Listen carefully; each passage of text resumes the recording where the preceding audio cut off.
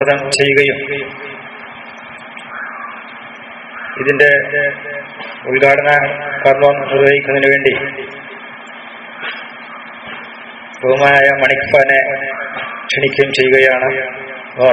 അൽഹംദുലില്ലാഹി റബ്ബിൽ ആലമീൻ. അസ്സലാമു അലൈക്കും.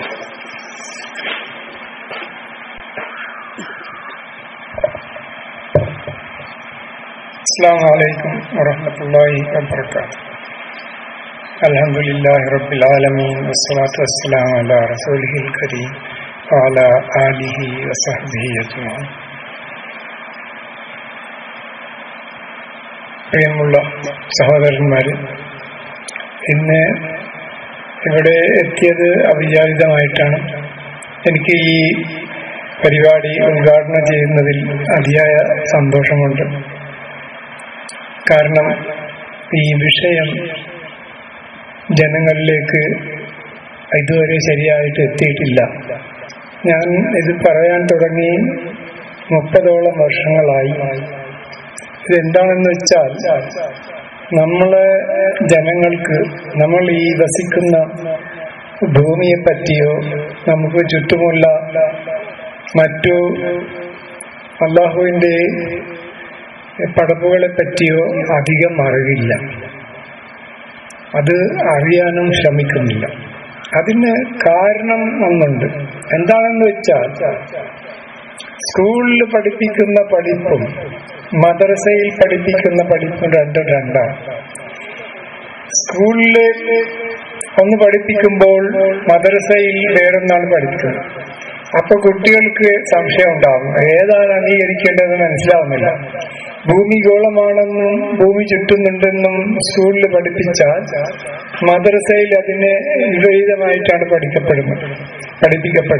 അതുകൊണ്ട് എന്താ ഉണ്ടാവുന്നത്, നമ്മള് മുസ്ലിം വിദ്യാർത്ഥികൾക്ക് ഒന്നും മനസ്സിലാകാതെ പോവുകയാണ്. അതാണ് ഇന്ന് ലോകത്ത് ഇത്രയും അധികം മുസ്ലിമുകൾ ഉണ്ടായിട്ടും ആർക്കും തന്നെ തീയതി ബോധം ഇല്ല എന്ന് തന്നെ വേണം പറയാൻ.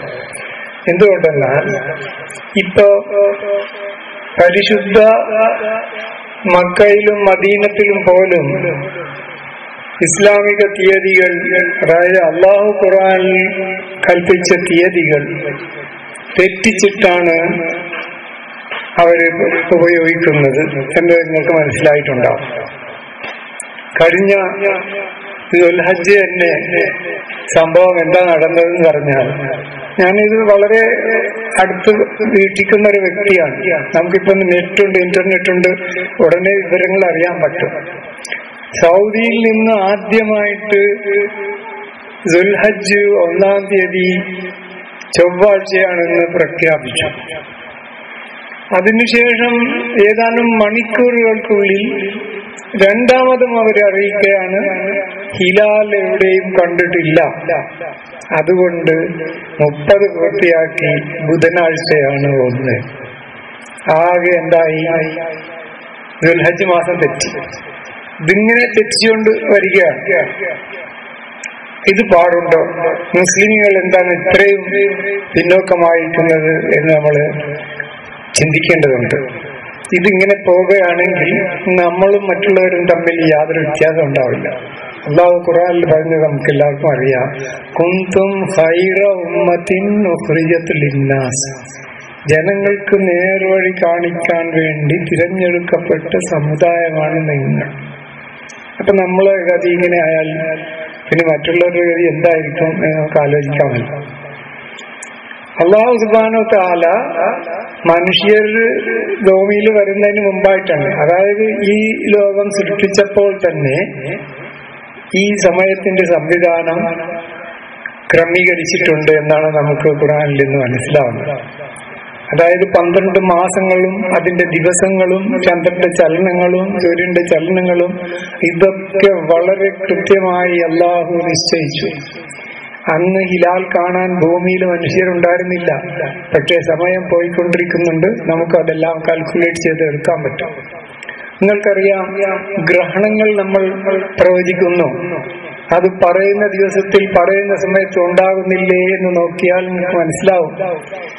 നമുക്ക് ഗ്രഹണങ്ങൾ കഴിഞ്ഞുപോയതും ഇനി വരാനുള്ളതും എത്രയോ വർഷത്തേക്കുള്ളത് ഇപ്പൊ തന്നെ പറയാൻ പറ്റും. വളരെ അത് സിമ്പിളാണ്, വളരെ എളുപ്പമാണ് മനസ്സിലായി കഴിഞ്ഞാൽ യാതൊരു പ്രശ്നവുമില്ല.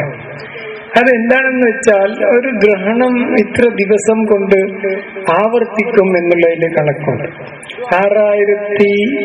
6585 ദിവസത്തിലാണ് ഒരു ഗ്രഹണം റിപ്പീറ്റ് ചെയ്യുന്നത്. ഇതിൽ മണിക്കൂറുകൾ ഉണ്ടാവും.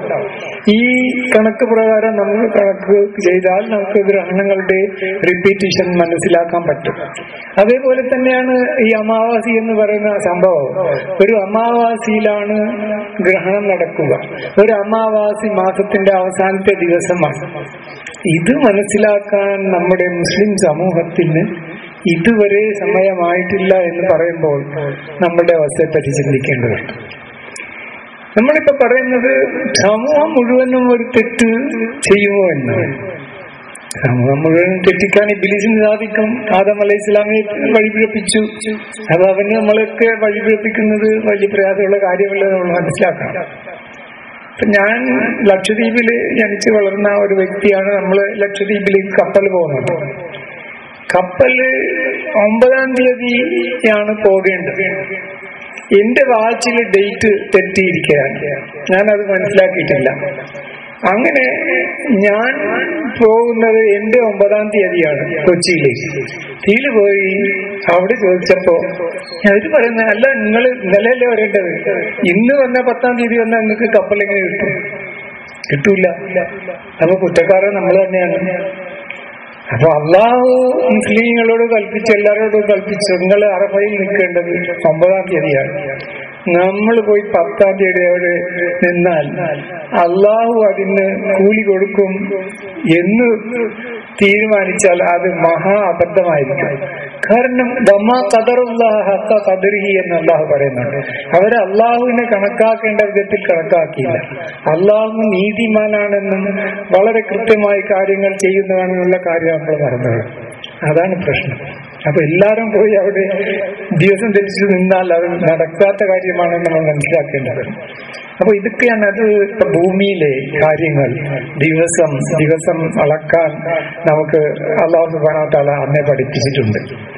നമ്മൾ കാബയിൽ പോയി ചുറ്റാൻ പറഞ്ഞ എന്തുകൊണ്ടാണ്?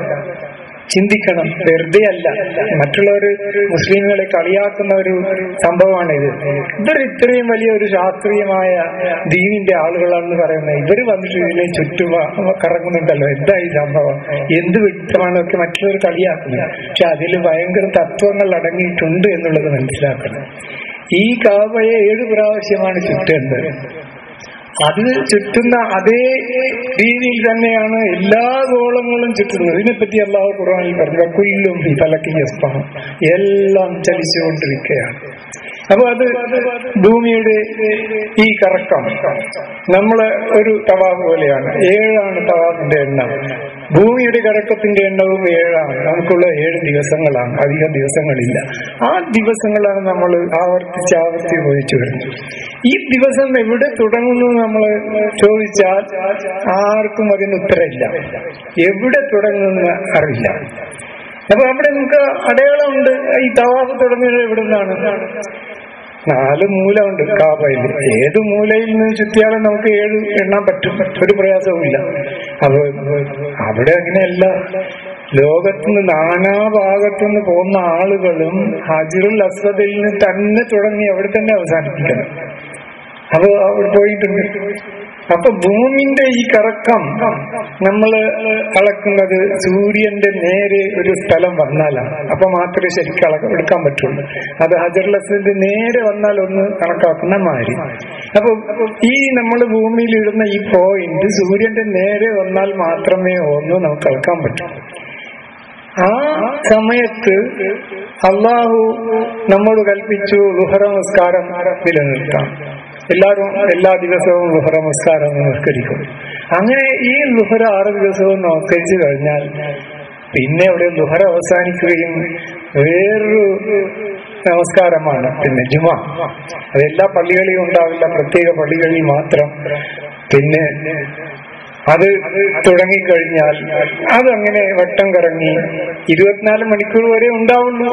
അത് അവസാനിക്കണം, പിന്നെ ദുഹർ തുടങ്ങണം. ഇത് എവിടെ സംഭവിക്കുന്നത് ചോദിച്ചാൽ അതിന് ഇത്രയില്ല നമുക്കാർക്കും. നിങ്ങൾ പണ്ഡിതന്മാരെ ചോദിച്ചു നോക്കി, എവിടെ തുടങ്ങുന്ന ആർക്കും ഒരു അത്രയുണ്ട്. ഇതിന് യാതൊരു അടിസ്ഥാനവും ഇല്ലെന്ന നിലയിലാണ് നമ്മൾ പണ്ഡിതന്മാര് പറയുന്നത്. ഈ കാരണം എന്താന്ന് വെച്ചാല് ഈ തുടങ്ങുന്ന സ്ഥലം കണ്ടുപിടിക്കപ്പെട്ടത് അടുത്ത കാലത്താണ്. 150ഓളം വർഷങ്ങൾ മാത്രമേ ആയിട്ടുള്ളൂ. അപ്പൊ കിതാബുകൾ എഴുതിയ കാലഘട്ടത്തിൽ ഇതിന്റെ വിവരമൊന്നുമില്ല. അമേരിക്ക ഇല്ലാത്ത കാലഘട്ടത്തിലാണ് അവർക്കുണ്ട്, അറിയില്ല. ആ കാലഘട്ടത്തിൽ എഴുതിയ കിതാബുകളാണ് നമ്മളെ അടുത്തുള്ളത്. നമ്മളിപ്പോ എന്തെങ്കിലും പറഞ്ഞാൽ ഖുറാനിൽ പറഞ്ഞ എന്താണെന്നറിയോ? വലഖദ് സറഫ്നാ ഫീ ഹാദൽ ഖുർആനി ലിന്നാസി മിൻ കുല്ലി മസൽ. ജനങ്ങൾക്കായി ഈ ഖുർആനിൽ നാം എല്ലാ കാര്യങ്ങളും വിശദീകരിച്ചിട്ടുണ്ട്, ഒരു കാര്യം വിട്ടിട്ടില്ല എന്ന് പിന്നെയും പറയുന്നു. അപ്പൊ ഖുർആനിൽ ഇല്ലാത്ത കാര്യം ഉണ്ടാവില്ല. നമ്മൾ തേടി കണ്ടുപിടിക്കേണ്ടത് നമ്മളെ ബാധ്യതയാണ്. അപ്പൊ ഈ ദിവസം മാറുന്ന രേഖ, കിബില മാറുന്ന രേഖ, ഇതൊക്കെ ഭൂമിയിലുണ്ട്. അത് കണ്ടെത്തേണ്ടത് നമ്മളെ ബാധ്യതയാണ്. അത് ഇല്ലെന്ന് പറഞ്ഞ് കിതാബുകളില്ല, അതുകൊണ്ട് അതില്ലെന്ന് പറയാൻ പറ്റില്ല. അവര് കാലഘട്ടത്തിൽ അവരെ അറിഞ്ഞ അതിന്റെ അത്ര തന്നെ എഴുതി. അപ്പൊ ഈ സംഗതികൾ ഇങ്ങനെയാണ് ഇരിക്കുന്നതൊക്കെ നമ്മൾ മനസ്സിലാക്കേണ്ടതുണ്ട്. ജുമാ എത്ര സമയം ലോകത്തുണ്ടാവും, എവിടെ തുടങ്ങും, ഇതിന്റെ ഒക്കെ സീഡികളിൽ ഇപ്പോൾ കാണിക്കപ്പെടും.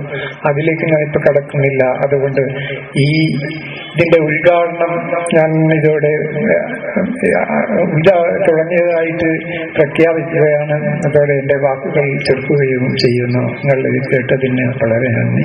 വാഹിദാവാൻ അൽഹംദുലില്ലാഹി റബ്ബിൽ ആലമീൻ. അസ്സലാമു അലൈക്കും വറഹ്മത്തുള്ളാഹി.